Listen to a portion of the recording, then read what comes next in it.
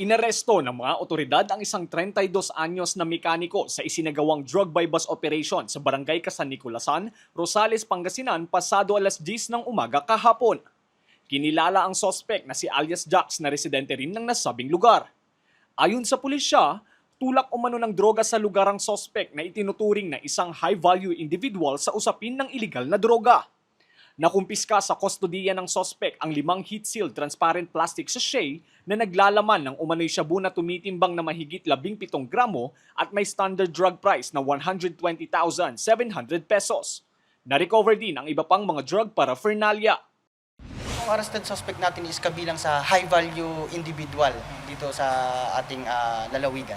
Actually, talagang matagal natin itong minanmanan. Nag-conduct tayo ng maraming surveillance para ma-sure yung kanyang pagka-aresto. Based sa natin, tulak talaga siya dito sa ating munisipalidad. Hawak ngayon ng Rosales Police Station ng sospek na tumanggi ng magbigay ng pahayag. Sa Urdaneta City, arestado rin ang 49 anyos na tricycle driver matapos mahulihan ng mga pakete na naglalaman ng umano'y shabu sa isinagawang search warrant operation sa Barangay Palina East, Urdaneta City kahapon ng umaga. Isinagawa ang operasyon sa bahay ng sospek. Ayon sa pulisya, isang concerned citizen ang tumawag sa 911 upang ireklamo ang sospek. Matapos magpositibo sa isinagawang mga test buy, dito na isinagawa ang operasyon.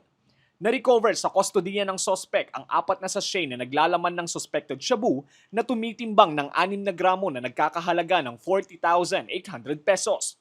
Nag-conduct tayo ng series of validation. 2 beses na nag-conduct ng test buy. So nagkaroon naman ng positive result hanggang sa mag-apply tayo ng search warrant. At ito ay nag-positive naman sa operation natin na nakakuha tayo ng mga illegal drugs doon sa bahay ng suspect.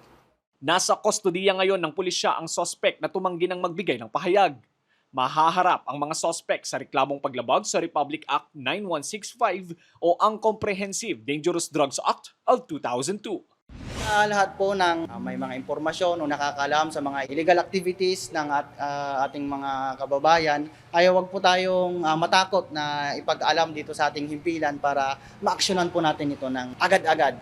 At paalala po sa ating kababayan, especially sa ating mga kabataan na wala pong maidudulot na maganda ang illegal na droga. Lester Narag, Balitang, Solid North.